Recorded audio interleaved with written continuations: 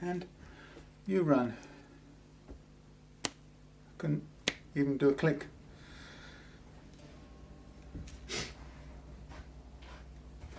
Well, we've had some hail and we've had a lot of wind, and yeah, it's getting a bit frisky out there, and the trees are going brown, the leaves are rushing around in the car park out there.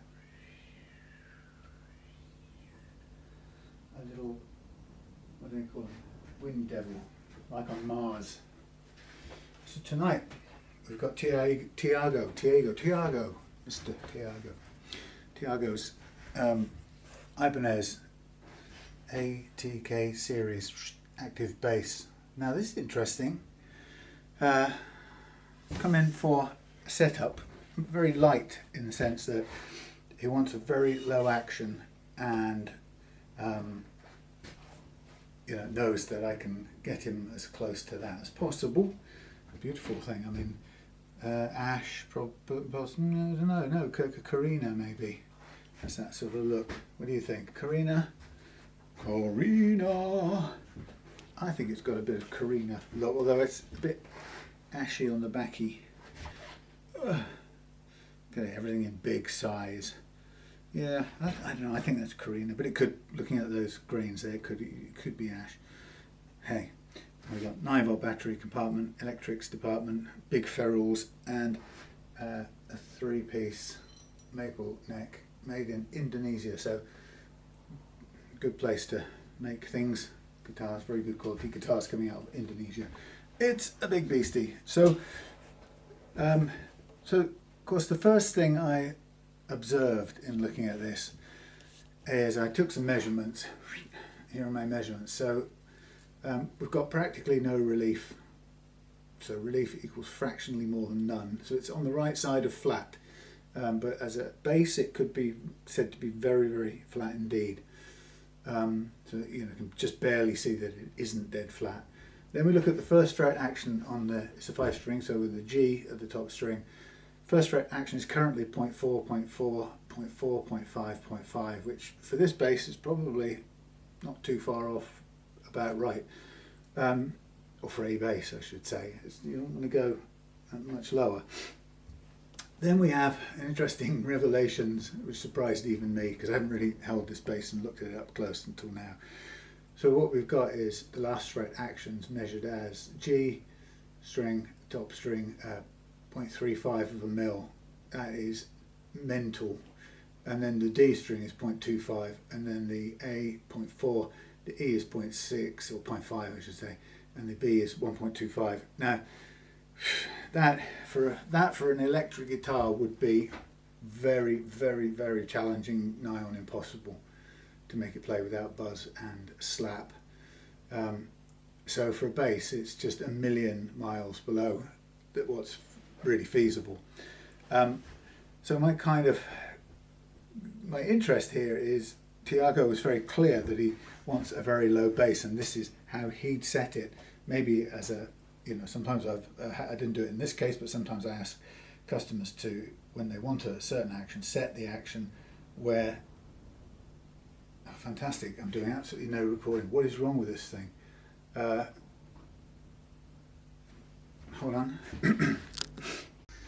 Yes, so I ask them sometimes to set the action where they want it. Regardless of how it plays at that point, because it would be my job to try and make it play.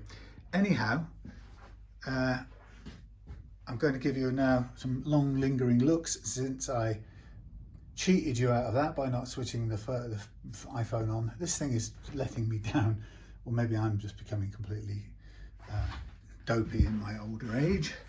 Yeah, look at all that lovely grain. So that's what I was talking about, saying maybe Carina. I mean, I might be being fooled. I've done black Carina builds before, and that has a sort of, maybe, it looks a little bit too grainy for ash outside of these grains, maybe a bit ashy, but so I don't know, I'm ashy, swamp ash maybe. We've got bird's eye maple on the fingerboard here, which I didn't say in the first bit where I was not looking too close. But yeah, so close-ups that we didn't have first time around. What an idiot. Sorry, I'm sorry. What's that reflecting off there? I don't know, something. Yeah, so we've got bird's eye maple on the fingerboard there, which is, I think it's just very lightly satin finished. And then back over here, so look at our more ashy looking, likey, maybe swamp ashy look for the back here. It's just, that to me looks more kind of familiar. All these little pippy bits in here make me think maybe not so much ash as something else, but I'm not an expert. We've even got a volute here on our 3-part maple neck, which is, well, maybe, sorry, not 3-part, it's 5-part, including these wings at the edge. So we've got one, and that's got that, I think has a little, could be a little split right there. It's quite common, don't panic. I'm not sure. I think there's a little tiny split there. If we look down the side here. Very hard to say. No, you know what it is? I think it's okay. I think it's a bit of grain, the line of the grain. Sometimes you do get a little split there. So we've got, right, let's start again. We've got one wing piece here which narrows or runs out part the way up here. Then we've got a second piece here, third piece right down the middle, fourth piece there, and a wing on the outside there which runs out at about here. So 5-piece neck, but mainly 3-piece construction all the way down here. Anywho, after that mess up on the not pressing the buttons, the measurements still sound the same, or still remain the same. So if I kind of look down here and give you a look across here, see if we can get some sort of focus. Yeah, you can see we are, I mean, you can see that the low B, is it? What is it? B, yeah. Whoops. You can see the low B is a little bit higher by comparison to the E, but that's like hanging on the telephone. It's incredibly low. So anyone with any decent loose there would say to the customer, "Sir, I don't mean to call you troublesome or silly, but you really can't have the action that low. It's just not possible on a bass." That is the correct answer, I'm afraid. I've never seen a bass with an action set that low. That's not a joke. I haven't. In fact, I haven't seen a guitar with an action that low, which is even more concerning. Now, it's not impossible for it to be that low. There's no rule that says a bass has to have a higher action, other than we know the strings are going to move more because they're certain strings are kind of got a lot of flap to them, as you can probably see them flapping about there. So they do need room to move, but we can hear that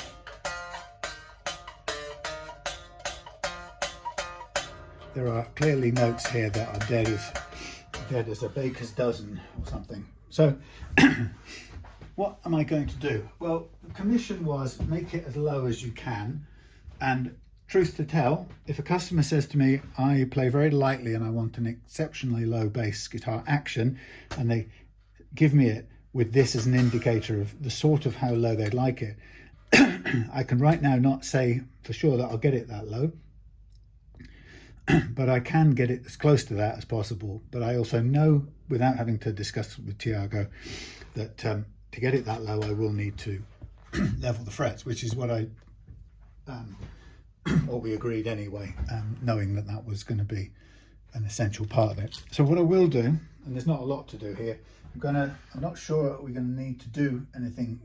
If we'll see how we go, but we'll get set out to precision level the frets, and then we'll reassess. Now, you might have seen a load of little red numbers on there. That was my quick map of where it's choking out, and you can see that pretty much on all of them, certainly on the higher strings, it's all choking out here, or choking or buzzing.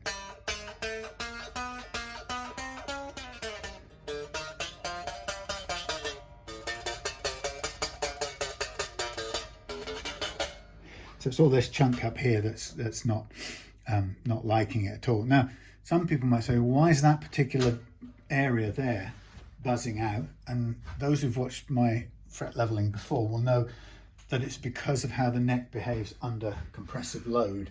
Right? So I haven't sort of knocked my drill over. I haven't drawn this up for a while, but just as a quick reminder for those who haven't seen my stuff work before. A lot of us think when we start doing guitars that we have frets, and sometimes we have a fret that's higher, or a couple of frets that are higher, and that what we do when we level is we just sort of go chip and snip and take the tops off the high frets. And in a sense, that's sort of, you could say that's what we're doing. But the reality is that frets that are sitting there and sticking up high because they've been badly pressed in are quite rare. You will get one or two of them, and fret leveling is a way to kind of take care of them. But they are rarer than you think, and they are only one or two at most, usually on any track, like the high G string on this one, the G track, the D track, the A track, as you come down across the radius. So it's very rare, and so we do need to level those out. But what I've learned over the last 10 years of doing the method, using the method I've used, the banana method, you might call it, is that what really happens is when you put a neck under load, it curves, but it sort of curves, I'm doing a very exaggerated thing, it curves in a crinkled sort of way. And so if we just ignore the overall curve for a minute, because the neck is just curving, trying to curve in as smoother way as it can. But what's interesting is that the compression creates a little peak there, a little peak there, a little peak there, a little peak there. Now sometimes, as I've drawn it as it happens, very evenly, but sometimes you don't get any down there, and you only get sort of, well, in some cases all of this is relatively smooth, and you might find yourself with just one that kind of rises up there. Every neck is different because every neck is made differently. The Ibanez necks are usually pretty good because of the fact they're composite, and so they tend not to warp or twist, and they're usually stiffer because of the laminate construction. So in this case, we've got a neck that maybe has one or two high frets of its own accord, but actually that's less likely. We'll find them shortly anyway.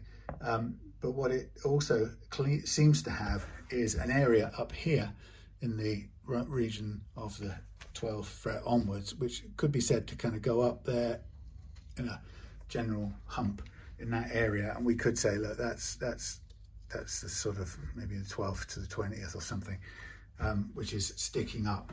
Now it's entirely possible as well. It's approaching where the bolts hold the neck to the body, or the screws.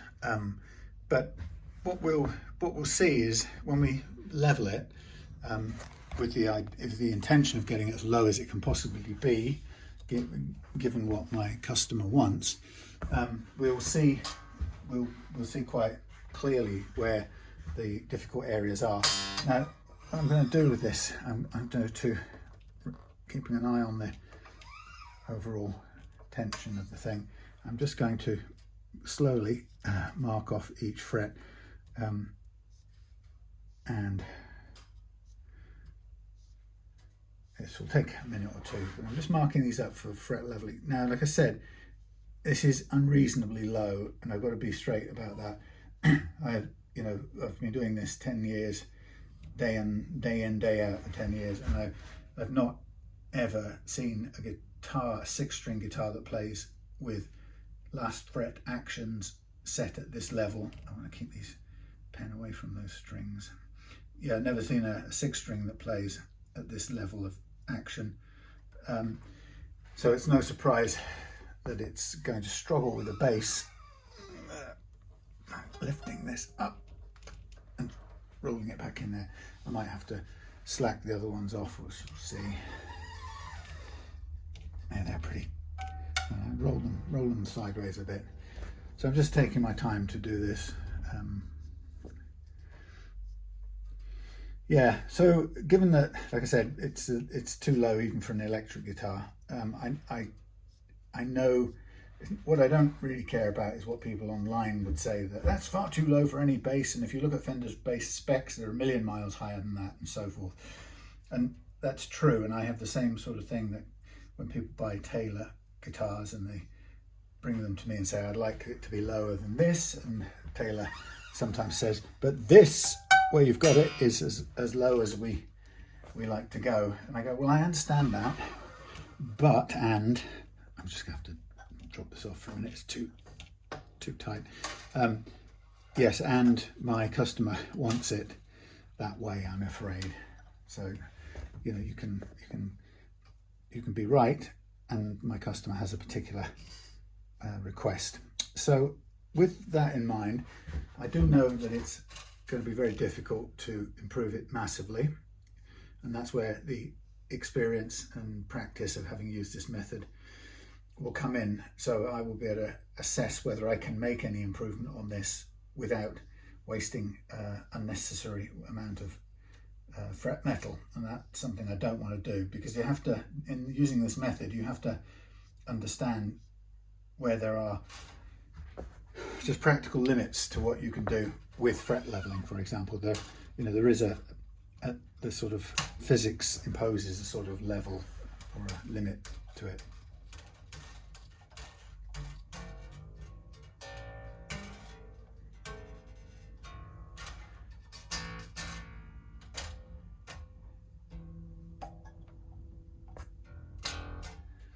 Now this B is the hardest one to tune up.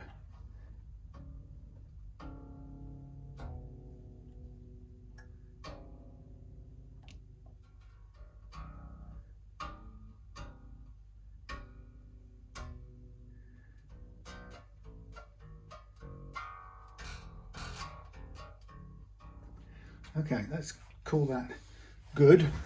Now what I'm going to do is get out my little bits and bobs for fret leveling. Bear with me. And I'm going to also get down my, what's the word I'm looking for? My bass length banana file, which is here. Obviously it doesn't cover the entire length, but then nor does the guitar one. So it does a pretty good job. You only have to go back and forwards a little bit. I can't remember exactly where the midpoint is for this, so I'm going to see how it fits. Principle's the same.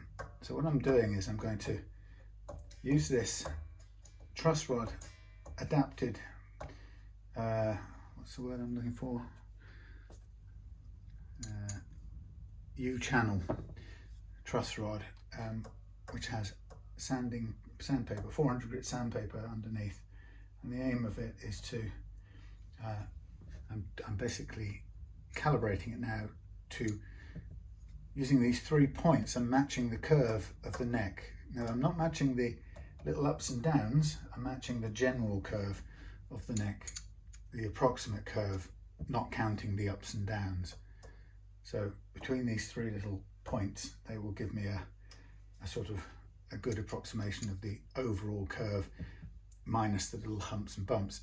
Now, when I calibrate this tool to that overall curve, what's good then is that when I remove these and move the string off to the side, what I'll do is I'll get me a bit of masking, a bit of tape first, just to protect this paintwork over here. When we bring the tool down onto the surface, what's really good is that we're leveling, we're bringing a smooth curved tool down onto the bumpy curve, which is the same curve but with a few ups and downs in it. And so what happens is the smooth curve here comes into contact effectively with the high points first, And by doing this, what we do is we kind of work down the high points, and we'll see what we've got in a minute. So you can hear it very gently scraping on the frets. It's 400 grit paper, and so it's quite gentle in the amount it takes, and these are very big frets. So we'll see where we get a lot of cutting. One of the things to note is where I've talked about there being a high spot, what you actually can find sometimes is that the high spot, we might not be dealing with a high spot. What we can be dealing with is a cluster or low cluster of frets, which makes the next section feel high. So we've got what's coming up as a high spot here, interestingly, and then we had a low spot down here, which makes this lot up here high, and there are a couple of very high frets in this, which will be what's catching everything out. So it's a good, you can get quite a good view from that. So cutting, just touching, just cutting more, quite a bit more, less cutting, less again, lowish spot, high spot here, low there, high, and okay averagey. So that's the sort of pattern we expect to see. And then what I'll do is I'll just gently brush off the dust for a minute. And then we get to gently replace the string. Now, what I'm listening out for is what I can make this do that I couldn't do before.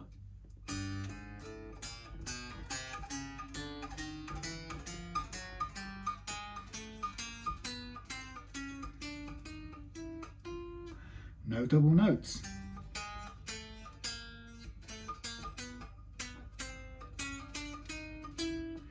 There's a tiny little bit up there, and that's you know, that's telling us that for this ridiculously low action, if we want to do anything, we can now do a tiny bit more on this high spot at the end. So the high spot is actually probably sort of, what are we on, 15, 17 to 20 something, and that's what's getting in the way of strings fretted low in the 12th fret onwards and a slight dip. So I think that's all I'm going to do. I can see there's a lot of work on those 2 frets up there, but again, nothing that's going to obstruct or we're not taking enough metal away for it to be a problem. But I'm happy with that right there, and I'm going to stop right there. Now we're going to lift out this one. If I can't get them out by brute force, which I can, I'll slack them off slightly, but it's nice to keep it mostly under tension. So now I'm going to do a similar thing for what I would call the D track. The first one was the G, and I'll use the same calibration as the first one, and then we'll recalibrate again afterwards. Now, once you've discovered slightly high areas or low areas, you tend to expect them to reoccur in the next track, as I call it. And sometimes it flattens out a little bit because you've got frets maybe rising at the ends. But generally, if the whole area is high, you kind of expect to see the heavy cutting on the high frets continue all the way across the radius as you come this way. So you'd be thinking, well, how do you know how much to do, when to stop? And like I said, it's based on experience and knowing, how much is actually coming off versus how much it looks like is coming off, because that can be quite deceptive. So we've got a significantly high one here on the B, so not the B, the D track, which will be making notes right in here, hard to play. We're not even touching in here, so we've actually got a low spot. I'm sorry, I don't know what happened to my camera work. What an absolute fool! Yes, down here, I just put it down and forgot about it. So once again we're finding this is a very high single fret here, or a pushed up area here, But before it, we've got a couple of three low frets, which aren't even cutting on this second D track, as I call it. And then we got some more high ones up there, still being high on the D track. So the reason why everything's choking out here is these are actually high and these are low, which together create quite a substantial effect of the strings trying to overcome a very high fret. But in fact, it's a combination of high and low, which is often the case. And sometimes it's quite often the case that there aren't any high frets. In fact, it can quite easily be that all the frets that get in the way and that need leveling out is because we've got low spots. And that means they're making the subsequent fret effectively high. So it might as well have high frets, and we have to still treat the fingerboard in order to, it's still good, we'll keep that calibration. Yeah, we have to treat the fretboard in order to make it play, even though there aren't strictly speaking high frets, they're just low. And again, if I do a little diagram, I'll try and remember my camera work, honestly. I don't know, I am forcing you to watch badly shot stuff. So when we have, let's have a quick think. Let's say we have a fretboard, we've got low spot and then we've got a high spot. The frets in the low spot down here, there's frets at the high spot and so on. The frets in the low spot, when you're fretting down into here, your string comes down to there and then tries to come back up here. Now, if it was a straight line, it would be much easier, but it's not. It comes out and sort of goes bang and hits those high frets over there. Now, they may not be technically high in relation to the fingerboard they're standing in, but they're high in relation to this one because of the sort of unexpected bump in that area. Now, when you've got, now we'll flatten it out in the picture for a minute and just deal with it without the curvature. But let's imagine we've got a fret there like that, and then a taller fret there like that, and a shorter fret there like that. What we've got is we've got the low fret there, and then we've got the high fret there, and that area here is the scale of the divergence between this point here, the top of that fret, and the top of that fret. Yeah, so we've got this whole area here which is causing the problem. And now only thing we can do with that is to reduce this shaded area, and the only way we can do that is by, of course, bringing down any frets. And so as we bring them down together, this one stops being, it gets cut, obviously this one gets cut more, and this one gets cut a little bit, but it stops having that discrepancy between them. And so when we have low frets, we're bringing things around down to bottom out those low frets. If that makes any sort of sense, I know what I mean. Anyway, so here we are in the, this is the A track, and we're using the same calibration again, and on we go.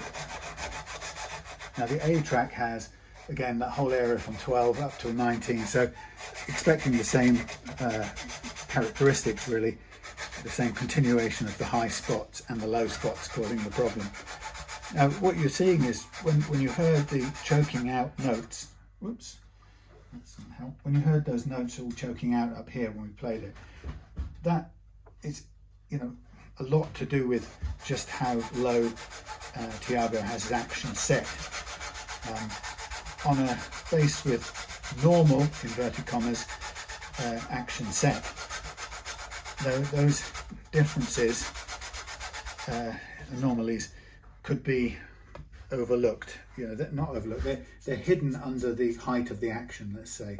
So it's always the case that the higher your action, the more forgiving your fretboard is of uneven frets. Now let's see if we get on improvement. There's a lot of cutting down on these last three, which again doesn't surprise me. Everything from here onwards is going to be hitting those.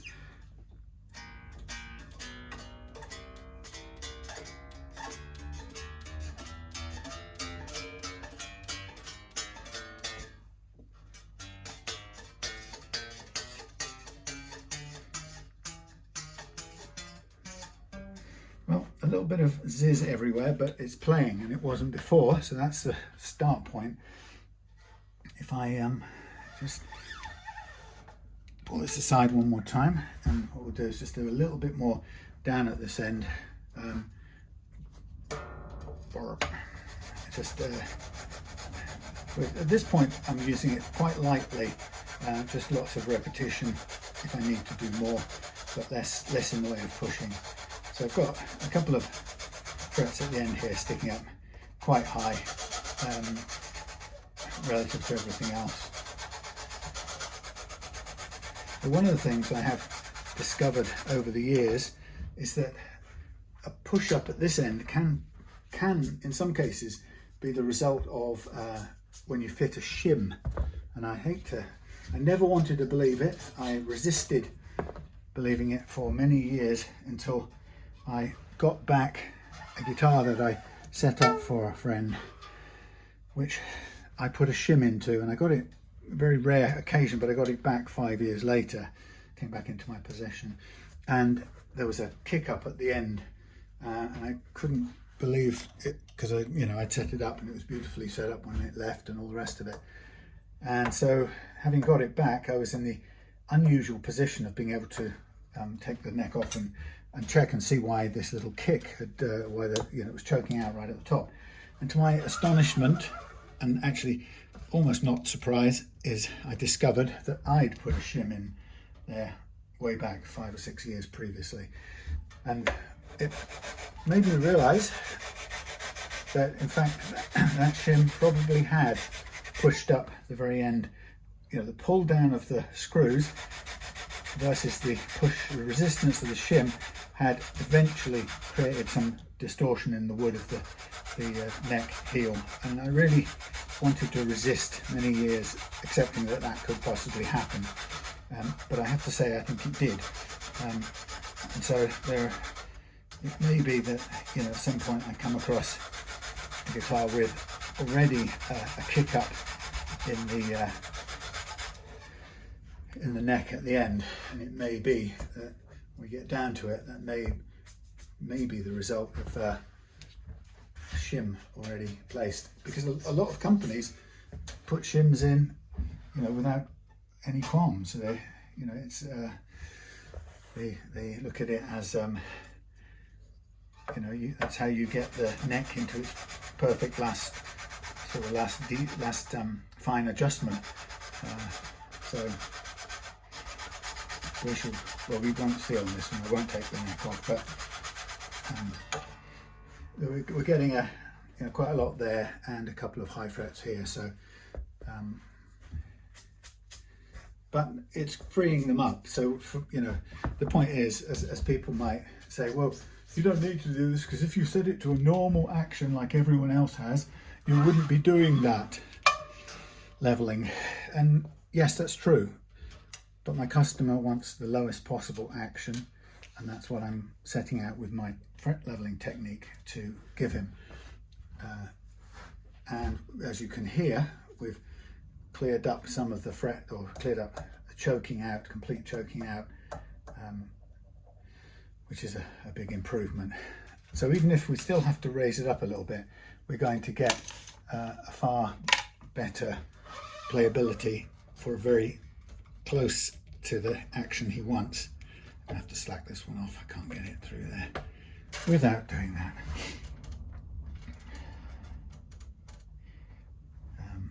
Right, so here we go. The B, leveling on the B.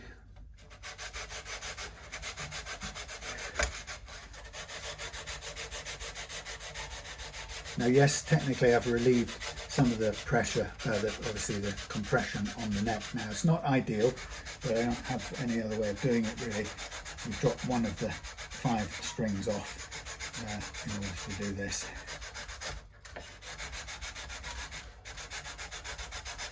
So what we'll do after this is I'm going to obviously go through the whole fret recrowning, polishing and sanding out process, I'll probably put the masking tape on first just to keep it clean. Yeah, and then get it set up, and then basically, if we need to, change the action slightly, raise it slightly for the best possible action. But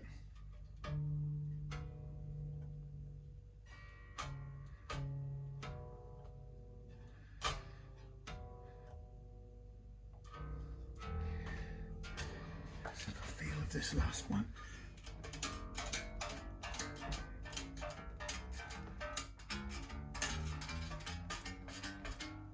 We know that one will work because in fact it's set much higher anyway. That string is 3 times as high as any of the others nearly. Okay, so I'm happy with that. There's as much leveling as I'd want to do. We've got the notes back out playing, and now it's a matter of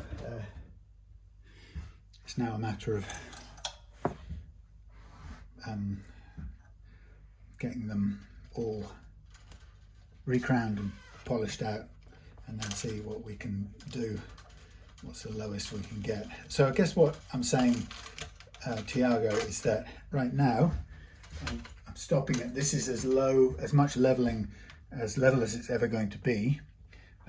If it still doesn't play perfectly the way you want it at the action that you set just now, then that's I'm afraid going to be the best we can do, given it's a ton lower than any electric guitar I work on, so it's really asking a lot of it.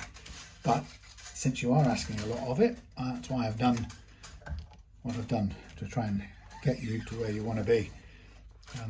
It's certainly not my business to second guess somebody's preference with the action they have on their guitar. That's really important to say. You know, I get quite a few people saying you should tell your customer this or that, and that's like, that's not how I run a business. Okay, so I'll just brush off a bit, as much of the dust as I can there. So now I'm going to bore you with the process of masking off the fretboard. You could say, why don't you use green tape because it's more expensive? So I'm going to use this stuff until we get down to the bottom, and then I'll just use the green frog tape around there. So this is all about just keeping cheap masking tape in order to keep the fretboard clean while we're doing the recrowning and the polishing, because the polishing is a messy business. We're just using numerous grits of sandpaper to hand polish everything, so everything gets filthy very quickly. So this will keep it the best, as clean as possible.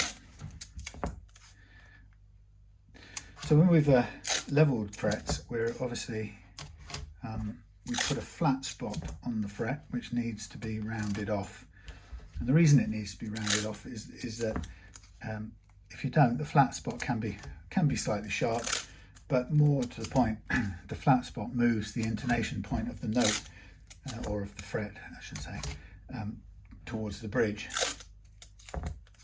So it's not really very far on any of these, but you know, if it's a lot, then it could be as much as 1 millimeter or so, and that's like moving your bridge 1 millimeter in the wrong direction. You wouldn't want to do that to get intonated. You don't want to do it by messing up the top of the fret. So that's why we recrown, and we basically, in recrowning, we turn the flattened fret back into a kind of arch-shaped fret that we started out with. So that's a nice part. And to be honest, when we're done, you don't notice they've been leveled and re-crowned at all.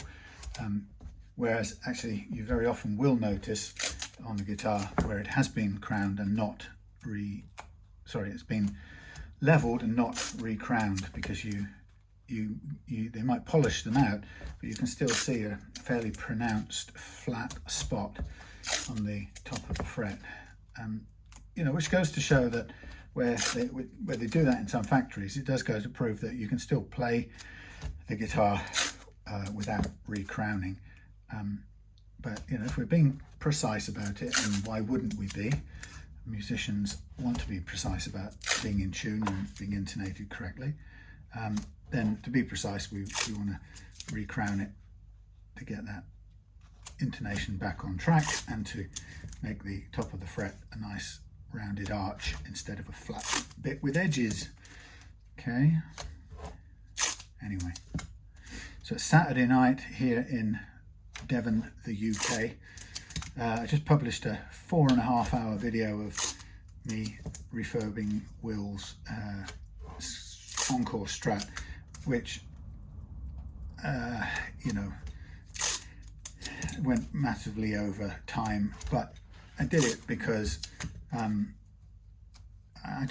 like once in a while to be able to help, you know, do something a bit extra special for somebody,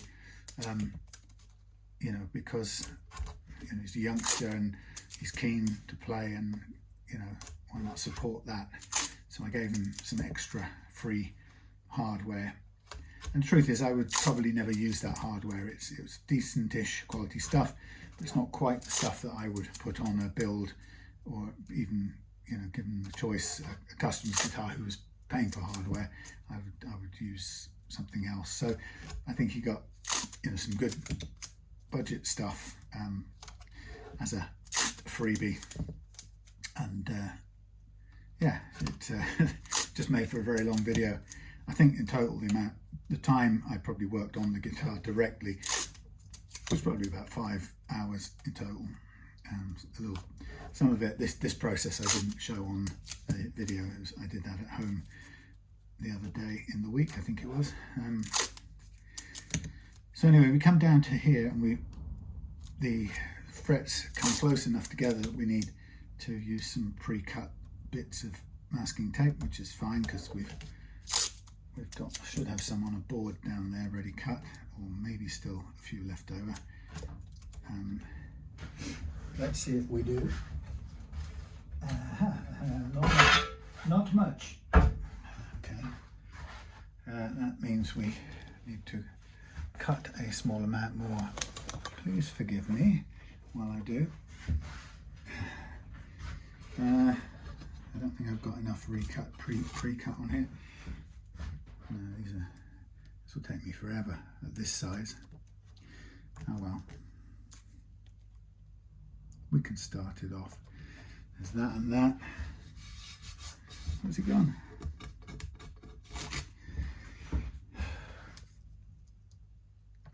So I think I might be going to have a little busk at the upcoming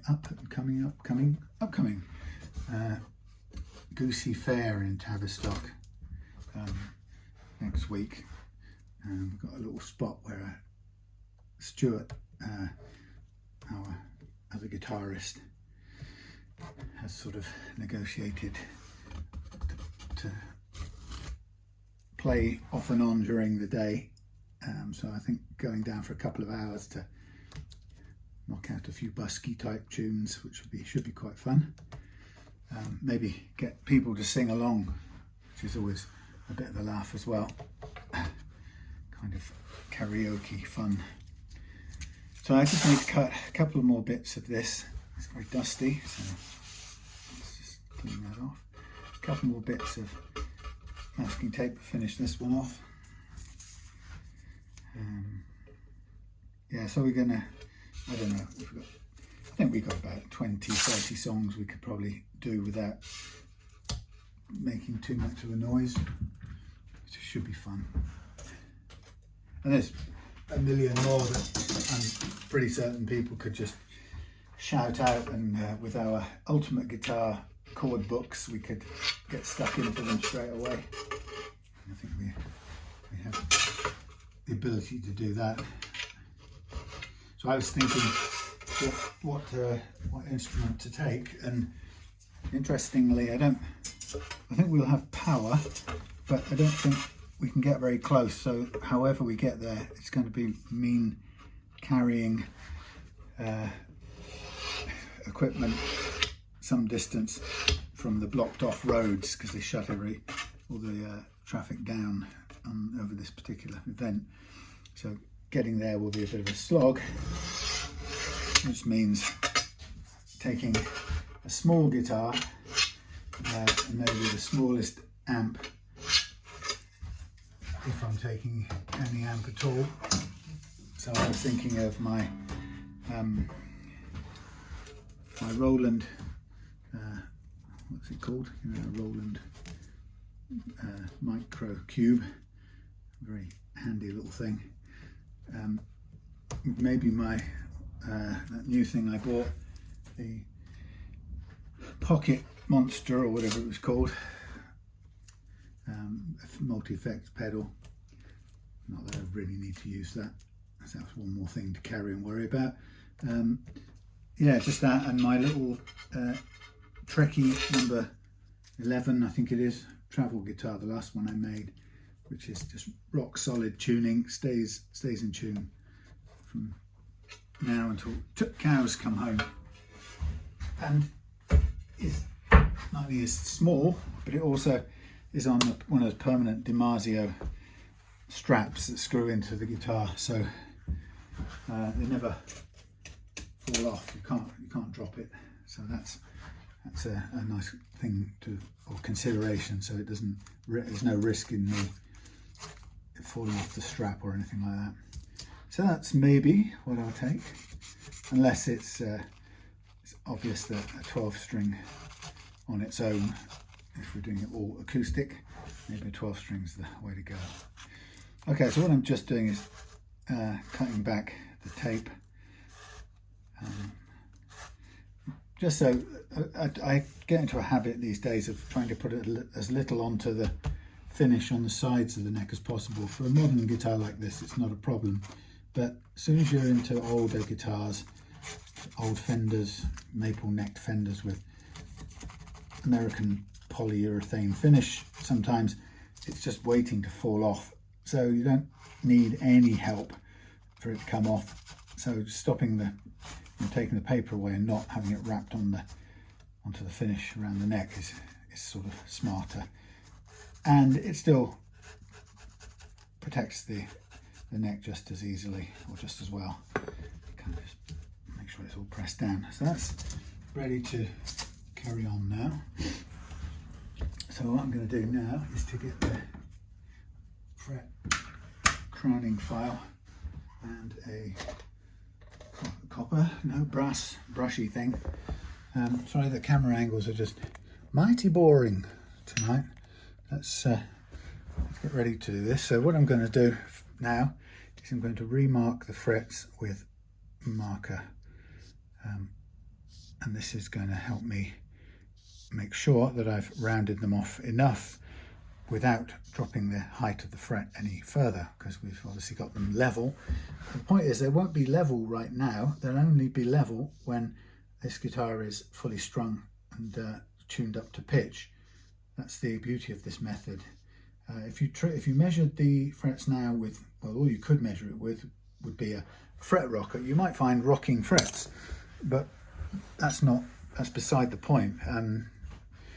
Obviously what's happening is we've leveled it for the frets when they are the neck when it's under load, which is a different affair. So let's just zoom out a little bit, or in I should say, and we just run over the top of the fret, and cleaned up straight away because there's hardly anything. I'm just going to take this out of the way because it's making it hard to reach. And then similar there, very little extra work needed. And when we come down to a flat spot, you may just see the black line now appear, which takes a little bit more time to make that line thin out as much as possible. So we still want to leave the black along the top, but as thin a line as is possible to do. And that way we know we've rounded it off, but without flattening the top. So the fact that the black line, the black marker is still there, is basically saying you haven't scraped the top of this fret, therefore you haven't changed the height of it, the overall height. And so we're coming to the ones where we have done a bit more leveling, and you see I have to do a little bit more work to round them off or reshape them, but that's okay. And we go all the way up.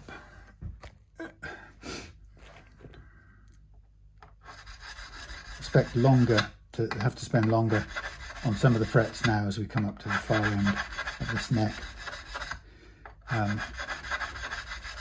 So some people might have, or may have the impression that if you're leveling frets, you're somehow saying that, you know, Ibanez are crap at making guitars, you know, and it's absolutely not the case. For a standard playing action, height of action that the manufacturer sets these guitars up for, the frets are usually perfectly good. It's only because I tend to be chasing a lower action from my particular customers who come to me because they want a lower action. So because I'm specifically chasing that lower action, it requires a bit more time and care and fret work to, as you've seen, to make it play without choke outs and so on and so forth. So we're not saying that the basic neck is bad. We're saying that what I'm doing here is making it play lower for those who specifically want it. And you know, the truth is people are willing to pay for that because that's what they prefer. And they tend to be the people who aren't swayed by the insults or the arguments or the insults to their masculinity because they don't like a mile high action. It's like the whole macho thing about string gauges, you know, that you must be your masculinity must be in some sort of question hanging over it if you ever feel inclined to fit a set of 8-gauge strings, you know. When in fact, when you fit a set of 8-gauge strings, my experience is that you wonder why you ever fitted anything else. Why were you particularly attracted to hurting your fingers and trying to bend 10s or 11s? And the 8s play pretty well. I mean, some people's techniques would send them out of tune straight away and it would be pretty annoying, but little creature, get off me. Someone like me who doesn't necessarily squeeze too hard on the strings, I can play 8s without making them go out of tune. So just finalising these last few frets. Now you might be able to see that sometimes we just go over the top of the fret wear and clip off the bit of black material, but as soon as we do that we stop and move on. So you can't always avoid touching the top of the fret, but you know, you stop before you go much further, and the difference it makes to the levelness is minuscule really. Right, so now on to the last 3, and these were fairly hard leveled, so you know, you can hear I'm having to do a bit more work to round them off and reduce that little black line of marker pen down to a thin line. Not the easiest thing to do, but up here you would hardly notice it, even if it wasn't quite as rounded off as all the other ones.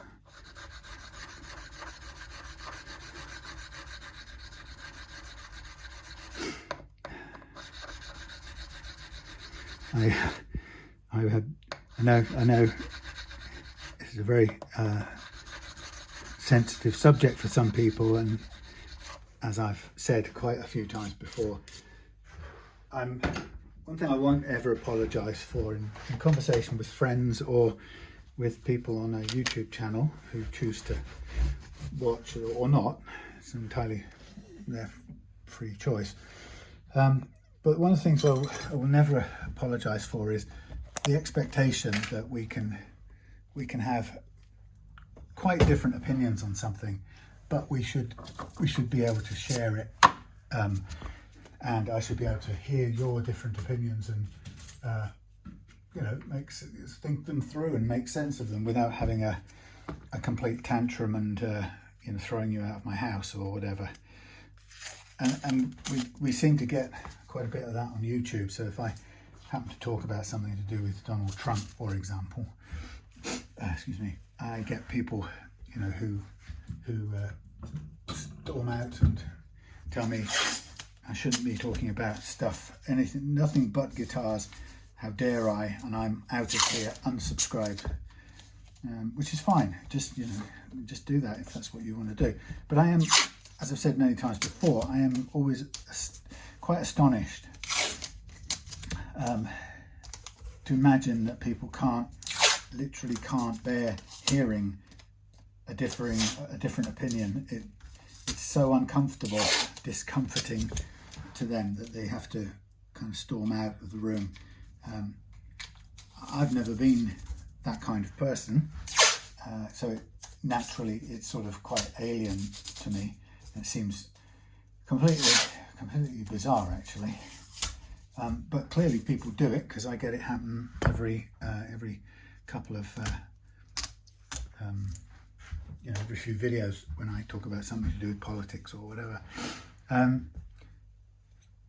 Anyway, so on the dangerous subject of that. No, but what I'm saying is I refuse to give in to that push to never say anything about it, because it might cause somebody a slight discomfort. And unfortunately, as many of you will know, we're heading at 1,000,000 miles an hour down that ridiculous road where the world, our country, certainly in this country, is being policed on the basis of one of the main legal considerations now is whether something I say causes distress, alarm, or harassment, one of those three. If it causes someone to feel those things, if someone feels those things and they go to a policeman and say that what I've been talking about creates those feelings for them, then the police will come and tell me to stop talking about them, or they'll take me off to an interview room if they decide that the plaintiff, the person who said they are suffering distress from me saying hurty things or things they disagree with about Donald Trump, they can now go to a policeman and say that caused me alarm, distress and harassment, or whatever it was, disturbance, and yeah, they'll come after me and try and prosecute a crime against me, which is absolutely unbelievable. And it's culturally, it's a sort of a civilization ending choice that we seem to be making. Anyway, so on that basis, because I feel that strongly about it, I don't feel inclined to, first of all, ban myself from talking about what's in my mind, for fear that somebody might feel really angry because I don't worship their blokey or like their favourite bloke's points of view the way they do.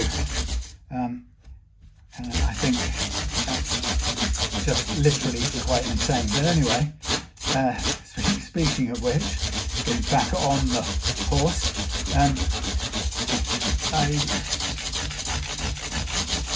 I absolutely could have died of shudder and cringe watching Trump and Hegseth at their special Quantico gathering of all the American military senior military personnel, all the generals, summoned from all around the world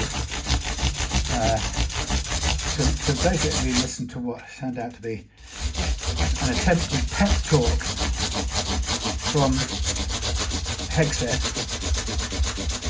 who was just embarrassing, and he went off into this. In some other times and places you could understand it. In a conversation with your generals, you might be talking about levels of fitness or whatever, but he just got into sort of fat stroke, trans stroke, gay stroke, diversity shaming kind of behaviour, which was, and crowing that he'd put an end to all of that, and we're not going to have any more fat people in the military, and there weren't going to be any more lazy boys or something. It's just a horrible ramble of all his pet fears, I suppose. And they had all these generals sitting there, and they panned across their camera panned across their faces once in a while, and they were stone-faced. And Trump came, and he completely, just as Trump always does, he completely had no idea, what was appropriate to say or what the purpose of the event was. So, as this is wont, he used an hour and a quarter or something to just basically ramble about his own greatness and the people who've done wrong to him, or how he'd saved the world from this and that, and all the stuff that Trump does when he gets a chance. So he's constantly like an insecure child trying to persuade the world that he's good and valid and clever, to the point where he completely inappropriately takes over this global meeting of generals to sort of basically plead for credibility or something. Anyway, there were times in that, when he first came on, Hegseth sort of handed over to him, and he gave Hegseth, a shoulder pat or something. Well done, Pete. And Donald stepped up to the lectern, and there was a dead silence. You could hear a pin drop. And the thing I quite liked about him was that he didn't cover it up. He just said the first thing that struck him, which is kind of honest. And he said, "I've never come onto a stage in dead silence before." And it stayed dead silent, which was just painful beyond imagining. Anyway, and a whole hour was like that. And there were bits where he went off into incomplete sentences, flights of fantasy, the way you talk when you're coming out of a deep sleep, or when you're being revived from an anesthesia, and you have no idea what's going on, and you put the most bizarre concepts and ideas together, and it was like that. It just didn't make any sense, and these poor exhausted generals, probably demoralized, having to, knowing that they're inferior, subservient to Pete Hegseth, somebody with almost no field experience, and certainly no leadership of military men experience. So they sat there for an hour and a quarter, or whatever it was, and I think I could barely hear any, but they say there was a small smattering of applause when Trump finally finished. Oh my Lord, you should have. If you haven't had a chance, go and watch it and try and tell me that man is compos mentis, because he surely isn't. And a point that's been made about that is to point out that the military men sitting there, perhaps more than the average John Doe, that those men know more than the average person how serious it is to have somebody who's mentally not there in charge of the American nuclear code box and the buttons, you know. I mean, whatever those military men are, whether we, you know, we might have different ideas or politics from them, they will not be inexperienced and they will not be naive in terms of real politics or military confrontation, global military confrontation. They will know better than Trump what the Russians are doing and why, and what the Chinese are doing and why. And they must be more horrified even than you and I that this man is their commander-in-chief.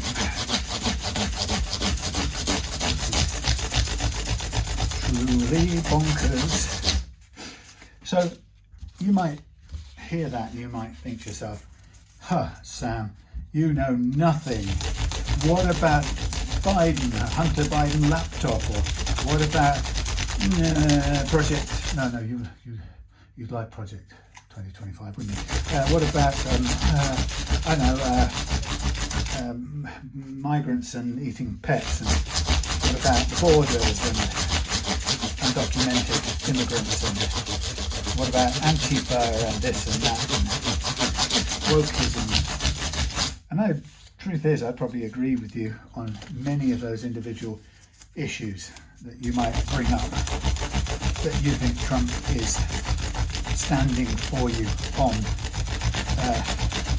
And in a sense, I might actually also agree with his basic position on many of them as well. It doesn't change the fact that he's thoroughly befuddled, absolutely criminally and dangerously self-obsessed and egotistic. And you might say, well, why do you care about Donald Trump's egotism or his narcissism, or whatever you call it? I care because I can tell you before it even started how easily manipulated he would be in any context with Vladimir Putin and or Xi Jinping and or anyone else he's going to be negotiating with. You know, I could tell you that. I could tell you how dangerous that was back in 2016. And you might say, well, it's not been dangerous to me, Sam. I'm here in America. So it hasn't bothered me at all. And I say, well, it was dangerous to thousands or hundreds of Ukrainian soldiers who died, leaving Kursk because Donald Trump shut down the supply of military radar and intelligence information to Ukraine in order to allow Putin to reclaim that bit of Kursk. You know, that was too coincidental to be a true coincidence. You know, and so his naivety and his desire, his ego need to be friends with and on a level with Putin and so on and so forth, literally makes him dangerously vulnerable to manipulation, which he of course can't see, which is tragic. And nor can people like Hegseth, who is appointed, to be as uncritically thinking as him. So it does have a very real implication. That's why it's not. I might agree with Trump on, like I say, just about in principle on just about every set item policy. I wouldn't say I would agree on all, but you take. Do I think the far left is a dogmatic, violent, intolerant threat? Yes, I do. Do I think the push of woke agendas into schools has been destructive? Yes, I do. Does that mean I don't want absolutely equal rights for all people however they identify? Of course I want equal rights for all people however they identify. do I want to stop people identifying as woke? No, not at all. As trans, for example. No, not at all. Why do I object to, what's my problem with anything to do with trans? It's purely on the basis that I think self-identification should not be a grounds to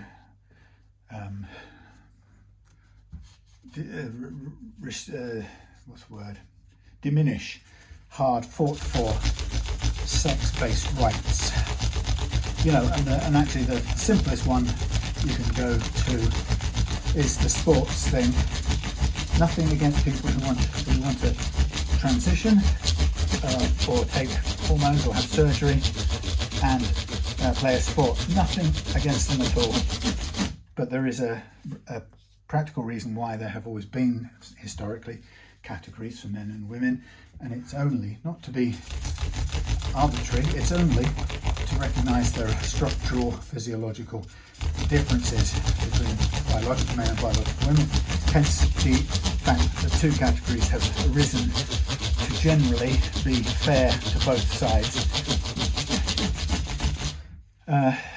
You know, and to undo that by allowing somebody who's biologically born male to compete in female sports with a different size skeleton, musculature, or whatever. It just isn't fair. It's a diminution of hard-won rights for females, biological females, to compete in that category, that women's category, which was meant so they didn't have to compete against stronger men, and so they could have an evenly matched competition between biological women who, by and large, would have similar levels of strength and endurance, etc., etc.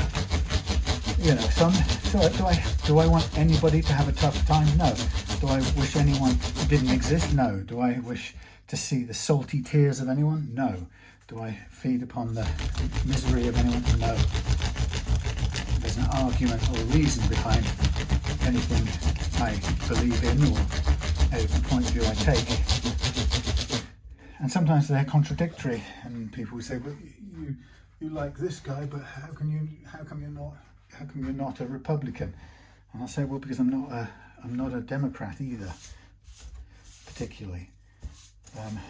What do I like about Democrats that I've seen? They've got a sense of humour usually. Now, do I find that sense of humour in the angry, pushy, jostling, abusive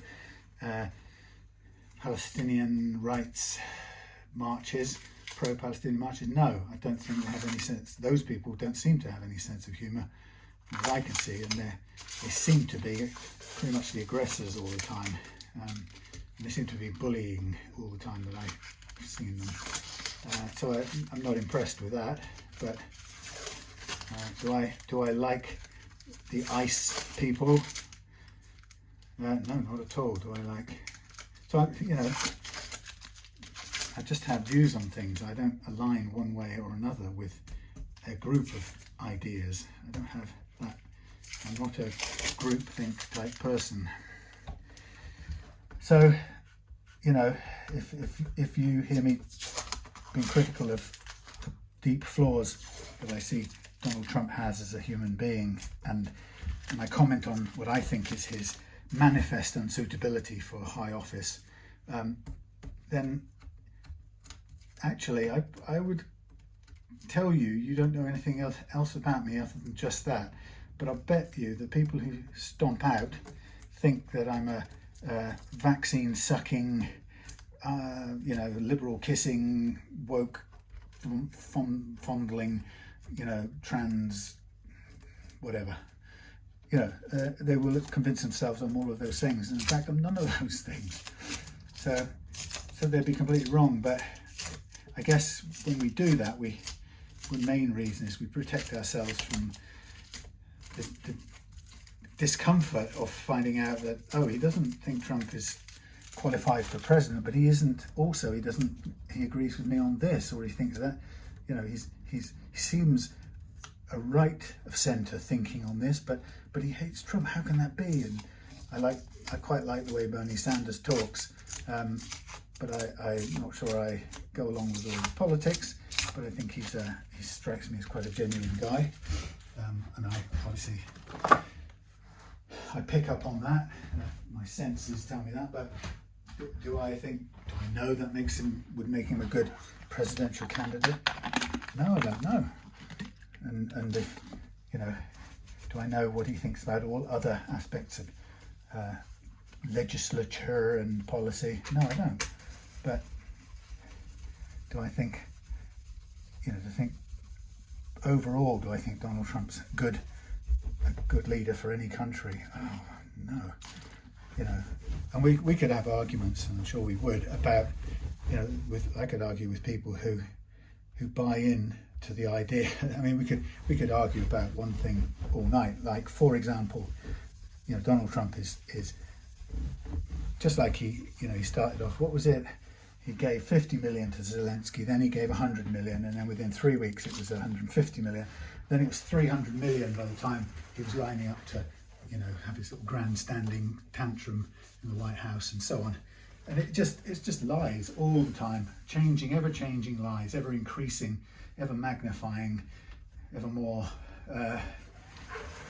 whatever the word is, I can't think of the word, hyperbolic, and so I'm hugely critical of any of the things he says to be true, put it mildly. And so when Donald Trump talks about solving 9 wars or whatever the hell he said, we could actually sit down and just argue. I'd love to argue, or just even discuss, if you believe he's ended wars. I'd love you to demonstrate to me how you think that's happened, because I would tell you I have no sense that he's been instrumental in stopping any war, let alone 9 or 7 or however many it's come to now. And I just, it's fascinating, and I'm always willing to, have somebody put a case for it and tell me, not tell me that I'm wrong, but spend all your time telling me that I'm wrong. Tell me how I'm wrong and how why you're right,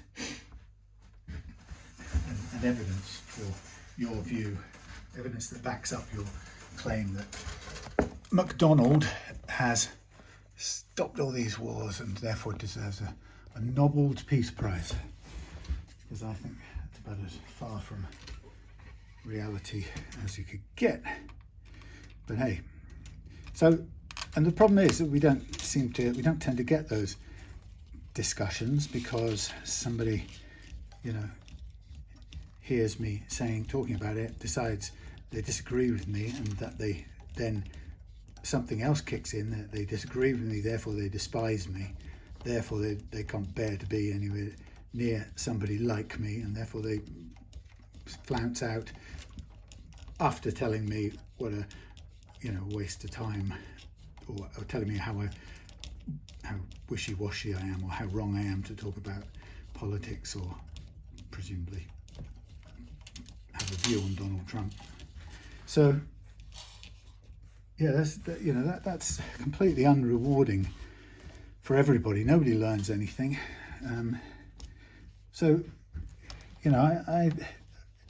I think it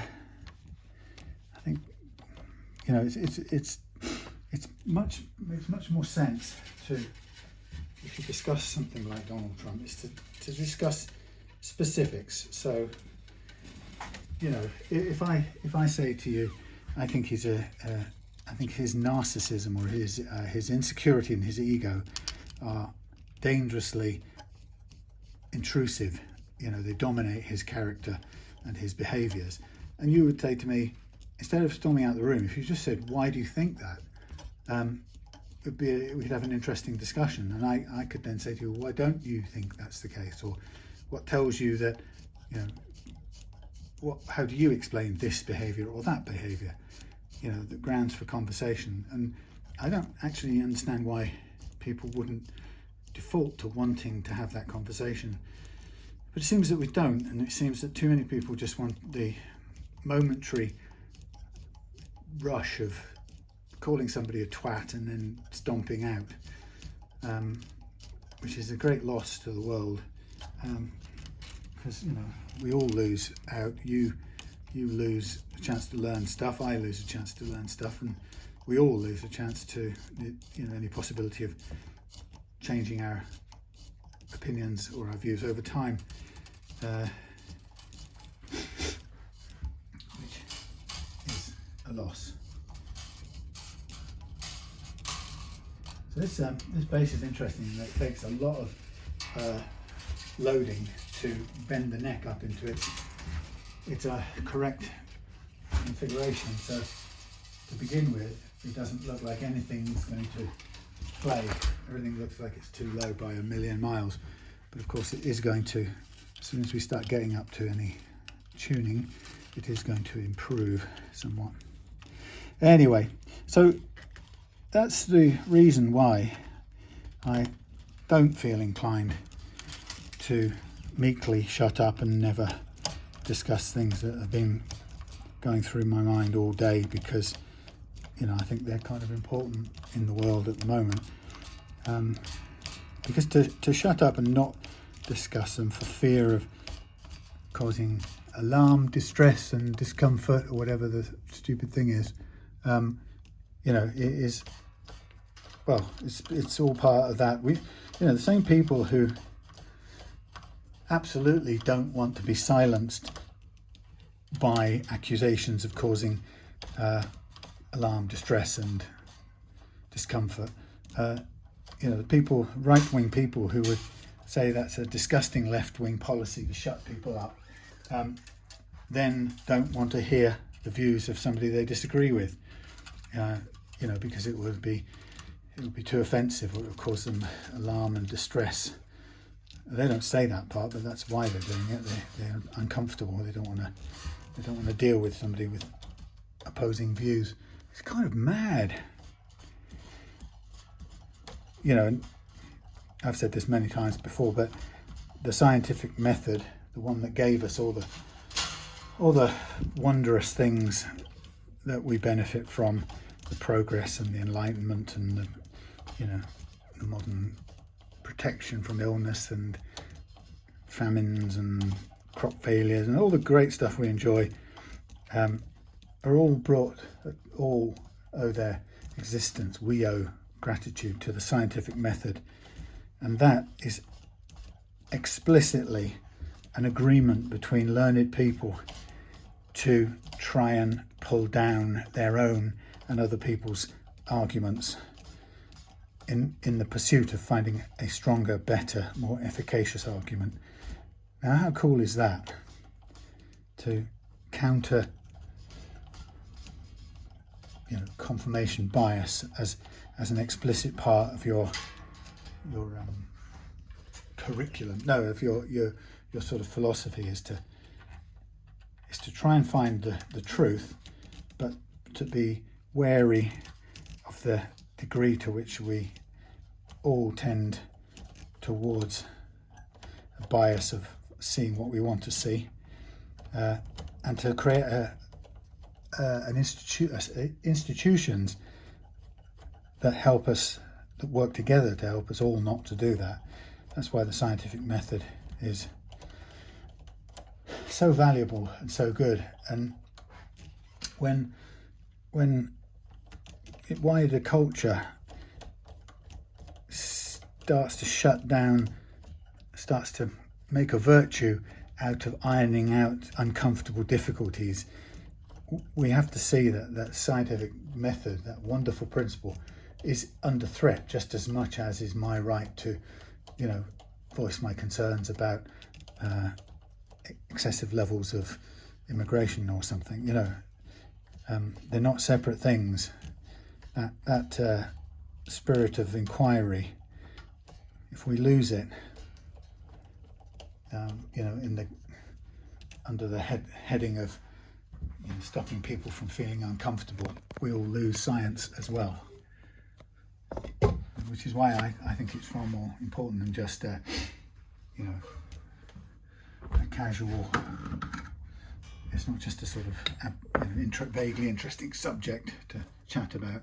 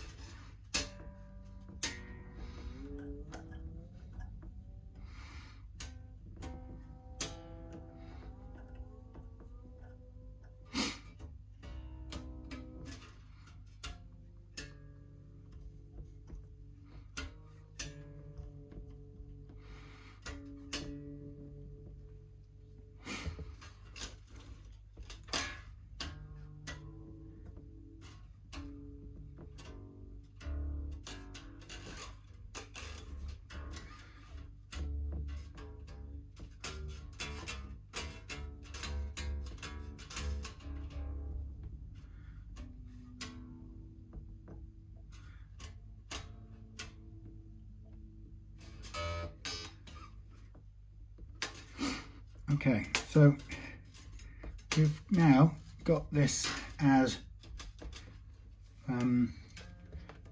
what's the word? As leveled as we can.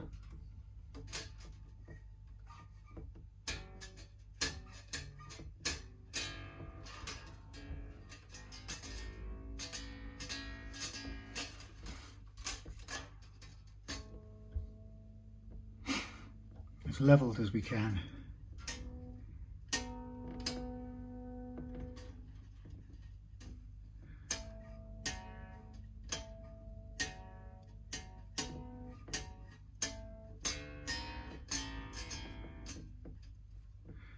Wrong bleeding one.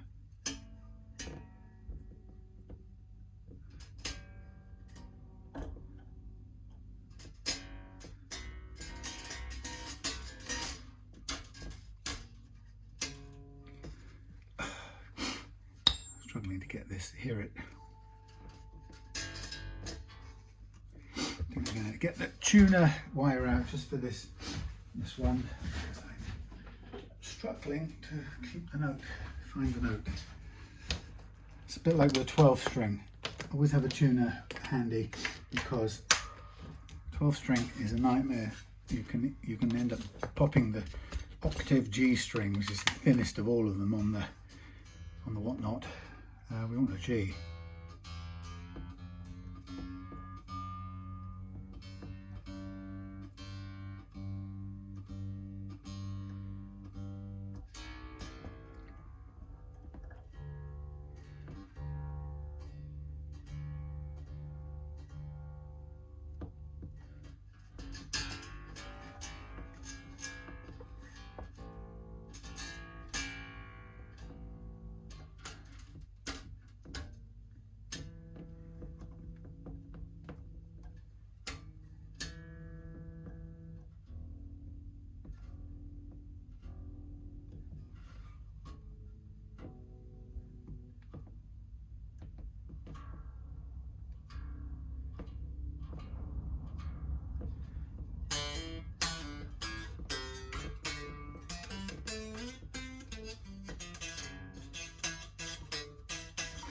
Yep, so that's, I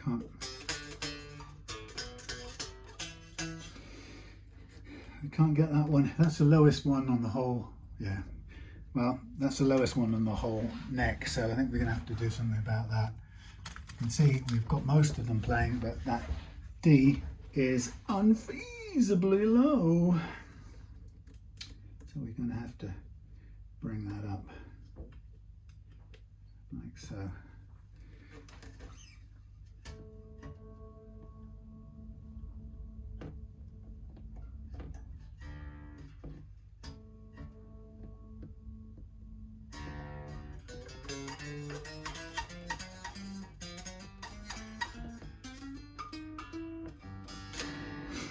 Right, let's have a look what we've got. So we've got crazy horses. We've got,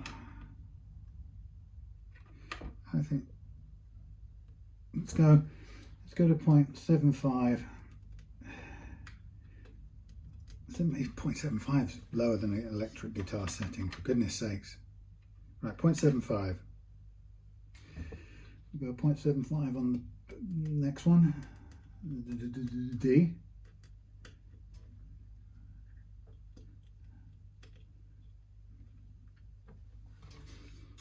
.75.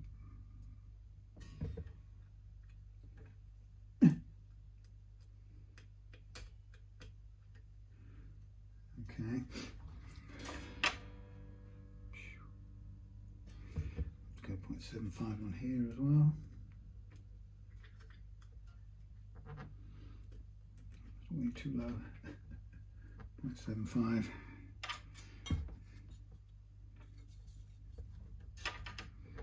0.75. Wow. Miles too low again.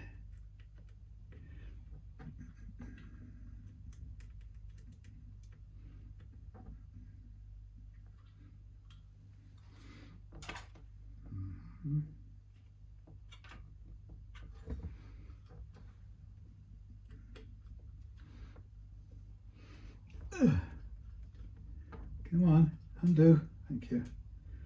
And then tiny bit down with this low B. Down with the B. Down with the B. Up with the B. Up with the B.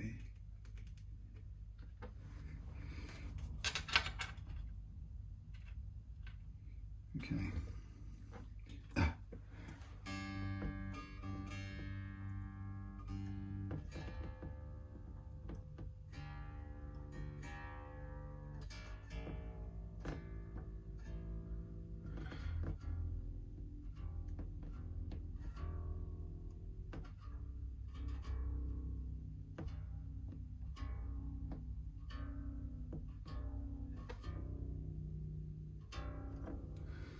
Let's see what happens now.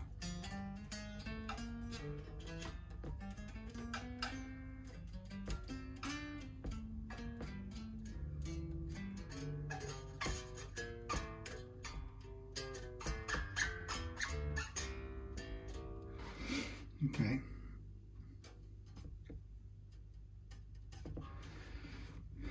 Do a tiny adjustment to the thing. What I mean by the thing is the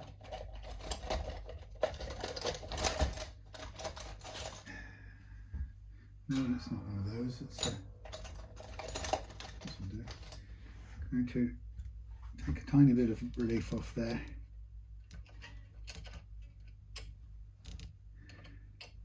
For real? Are you for real? Oh, I sneeze. Excuse me.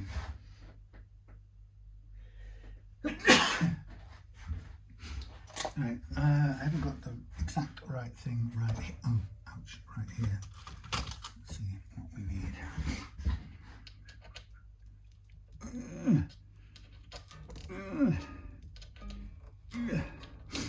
Let's see what we've got.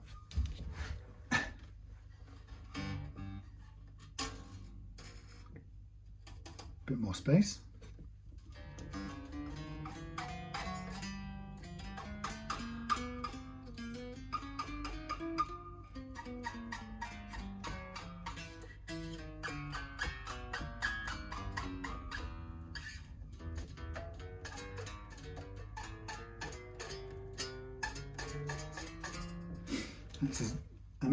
This is even lower. This is still lower than the electric guitar playing action. So I think we have got to be realistic, I believe.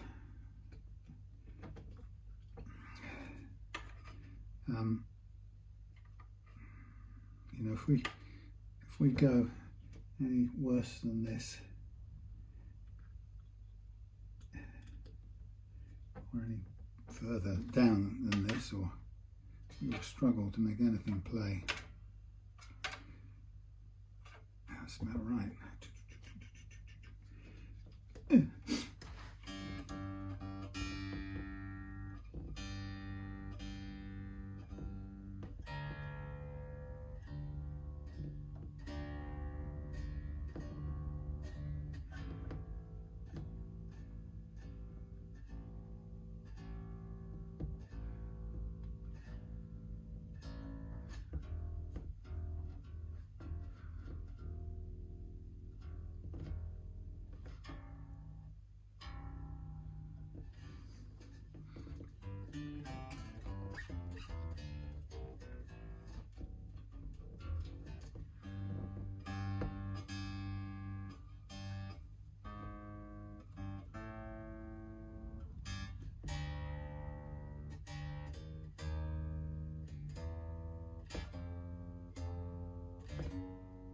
they're playing good.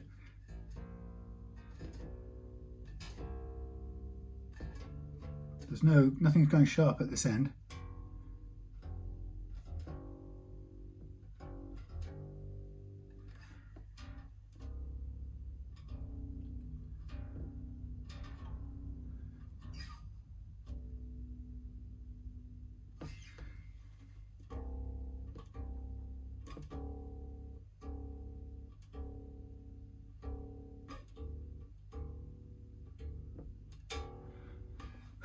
Right, I think that's where I'm going to leave it.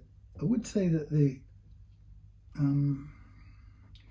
pickups are quite close to the string, but I will leave that to you, Tiago, to look at.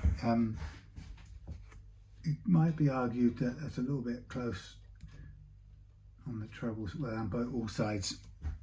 The rule of thumb is closer they are, the more output, the less tonal dynamic.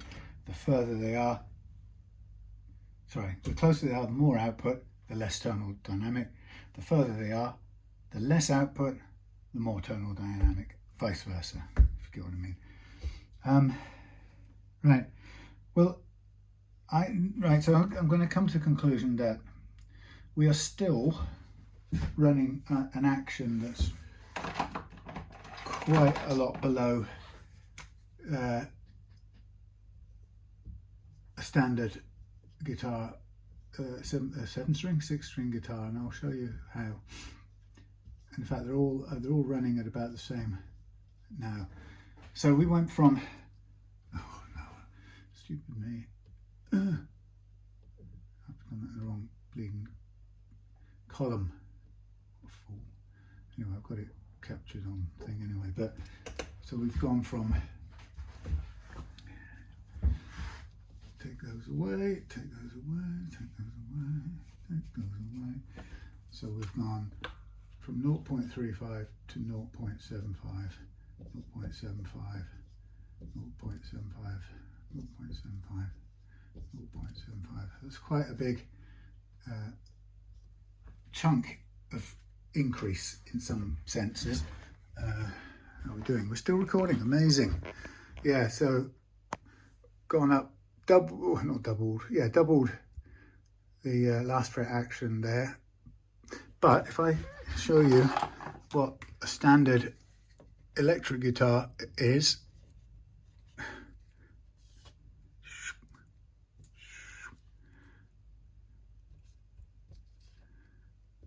okay, you're still well under, this guitar is still set well under a standard electric guitar action. It was just too low before, you can see from there, that 0.35 and that 0.25 for a bass guitar, it's just way too low. It's way too low for a guitar. It would be a millimetre too low for even the best guitar that I would hope to set up. So it's massively under, but we've got it to where I think it's playable.